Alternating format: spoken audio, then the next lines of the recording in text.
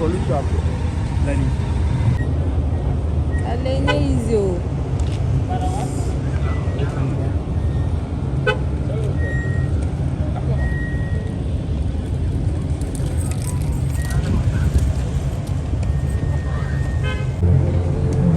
41,000-acre section spans between the Accra West and East districts.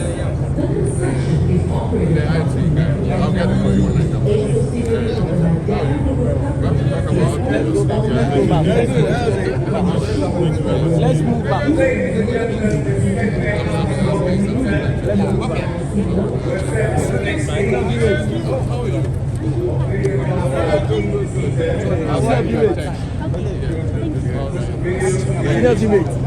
Yes. Okay, I'll find out. Yeah, what's your name? Okay, I'll find out. Hey, awesome. How are you? Honorable. How are you? We'll see. Let's have the sponsor videos playing. Part 2, please.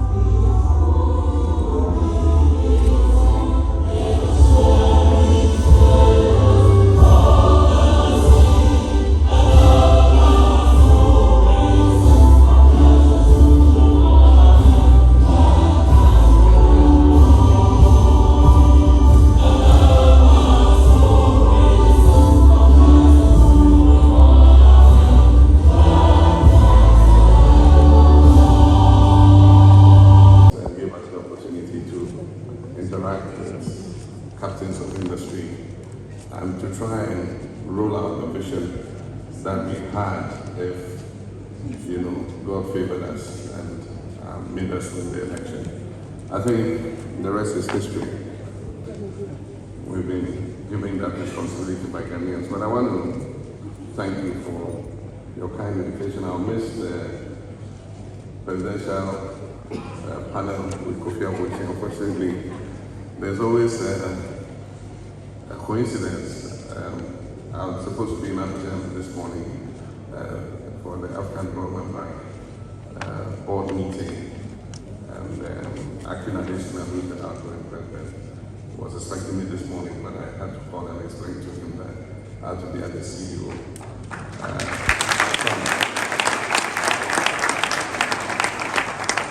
And so, as much as I would have wanted to stay for quite a long time, unfortunately, I have to run off immediately after this to catch the flight to Abidjan.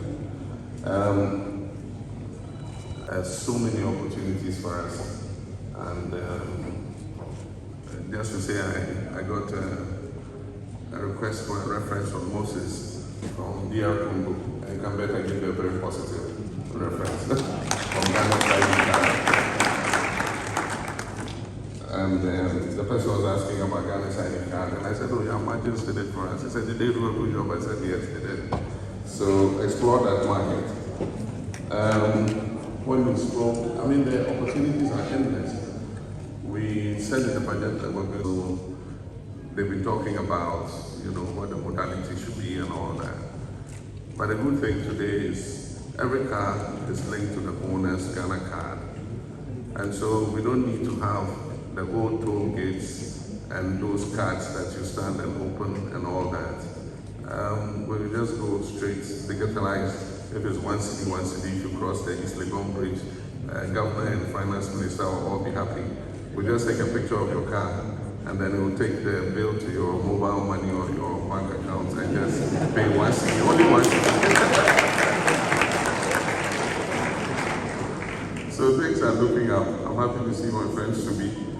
They sold me my first EV car, a little nippy Wuling Chinese car. And today my boys quarrel over who should use it. Because they don't pay petrol, they don't pay electricity. The charger is in my house.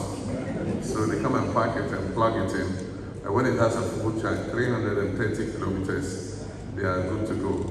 And so, Subi, I'm happy to see you again. But happy to see all of you in a different capacity today. Nana Akufo-Addo have said levels don't change. So good morning, and I'm happy to be here as the President of the Republic of Ghana. I have just a short statement, and it is my honor and pleasure to address you at this year's CEO Summit, an event that has over the years become big actors, and it is heartening to note how your community has maintained your resolve even through the trying times of the recent past. This year's theme, Leading Ghana's Economic Reset, Transforming Business and Governance for a Sustainable Futuristic Economy, could not have been more appropriate. It challenges us to examine where we have come from, acknowledge where we have faltered, and above all, define where we must go as a nation. Today, I wish to structure my remarks around two broad ideas. The first is talking about a reset that is anchored in past reforms and achievements, particularly from our previous administration, that were either abandoned or undermined, leading to costly reversals. And so that's going down the path of history. The second is a reset for the future, one that embraces innovation, transparency, and shared growth. A reset designed to restore confidence and elevate our economy through bold but responsible leadership. So let us begin with where we lost our footing, because it is said that for those who don't learn the lessons of the past, they are bound to make the same mistakes.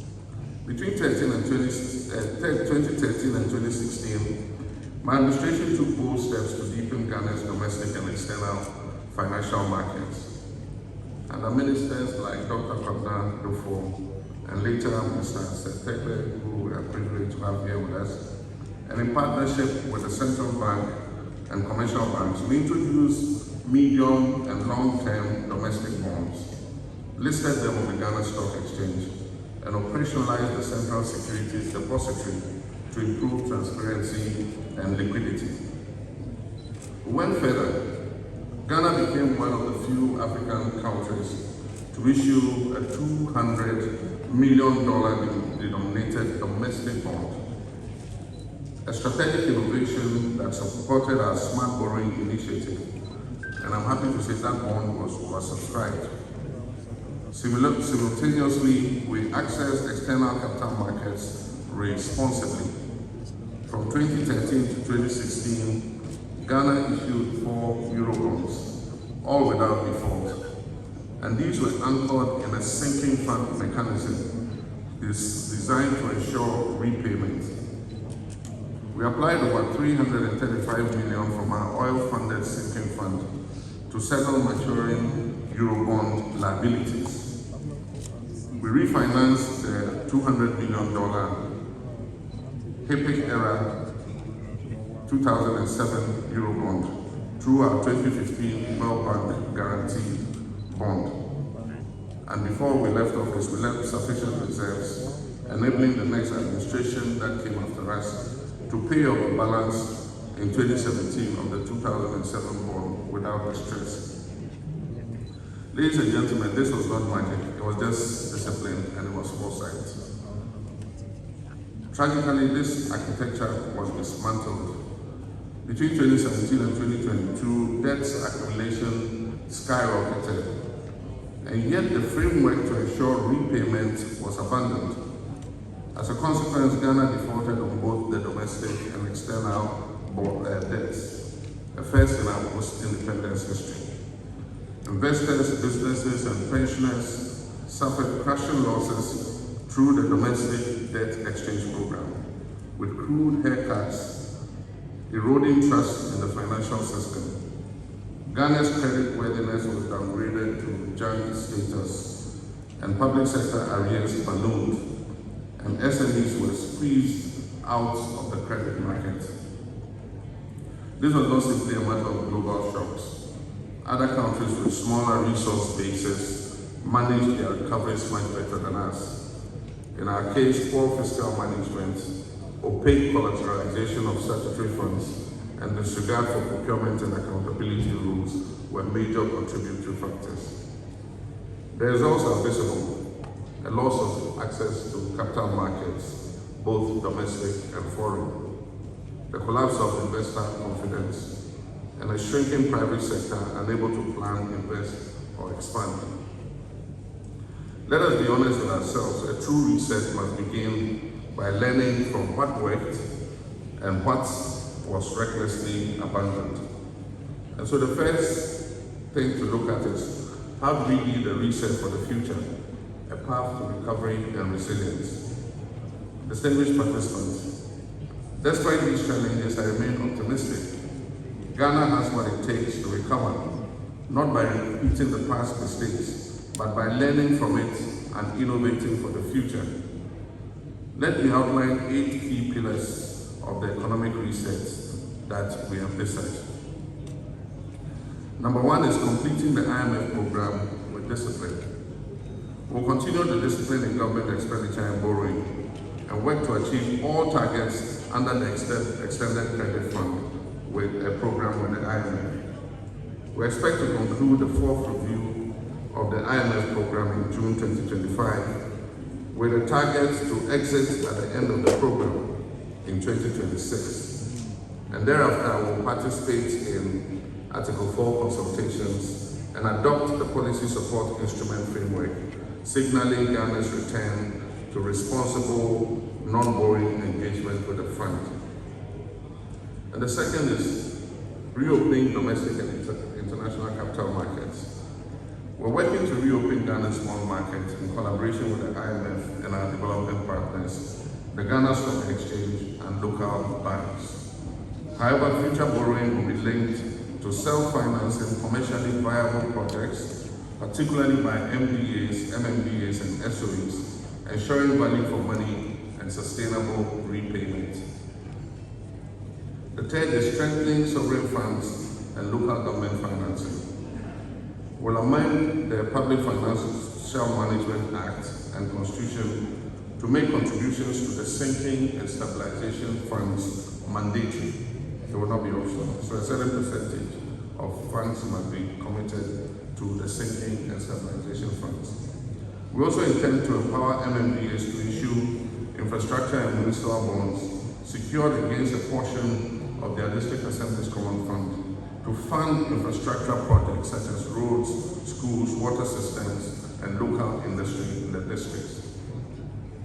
And the fourth is clearing verified arrears and rationalizing public investment. The Auditor General is completing an audit of arrears and commitments, government commitments, and we expect to receive his report by the end of May.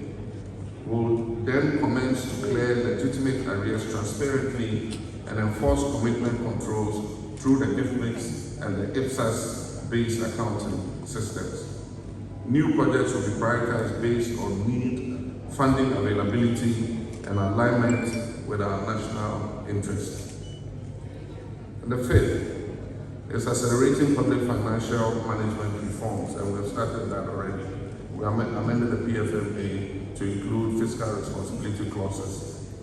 We'll reactivate stalled reforms, including the Treasury Single Account TSA, the Integrated Tax Administration System, and real-time budget monitoring tools to improve efficiency, reduce waste, and to curb corruption. And the sixth is revitalizing exports through Ghana Exim Bank. The Ghana Exim Bank will be repositioned to support non-traditional exports and agro-processing, light manufacturing, and SMEs, enhancing foreign exchange inflows and creating jobs in the real economy. Our Agriculture for Economic Transformation agenda will also roll out massive investments in oil palm, in cocoa, cashew, shea, and other high-value tree crops. With two of our major export commodities, gold and cocoa, enjoying a good run in international markets, we will build our reserves and buffers to create the resilience to withstand any future global shocks. And then the seventh is building Ghana into a regional hub for trade and investment. We envision Ghana as West Africa's commercial, transport, and digital services hub. Our research will prioritize port expansion, financial services, health, education, and industrial corridors, linking Ghanaian business to the African continental free trade area and beyond. And then 8 is resuming infrastructure development to stimulate growth. Infrastructure investment is not optional. We'll resume priority projects in the roads, energy, water, housing, and urban renewal sectors, not through reckless borrowing, but through innovative financing systems like the Big Push, PPPs, and other strategic partnerships. So now what does this research mean for business? Distinguished CEOs, this research will only succeed with the private sector at its core. We're restoring macroeconomic stability not as an end in itself, but as a platform for private investment. And in that regard, we'll ensure policy predictability to enable medium and long-term planning for you. Access to credit and capital markets will not crowd you out. We'll borrow responsibly and restrain ourselves in government borrowing so that the rest of the credit is available for you to expand your businesses. Consultation with industry will occur before any major reforms are done. And finally, a fiscal environment that rewards value creation and not rent seeking. And so, like I said, you will not only be consulted in major government policy, you will be empowered to take advantage of it. We'll institutionalize a national business consultative platform to bring government and the private sector together biannually, twice a year, for policy feedback, reform monitoring, and joint priority setting. And I'm pleased to say this was one of the promises I made to you, that we'll consult twice a year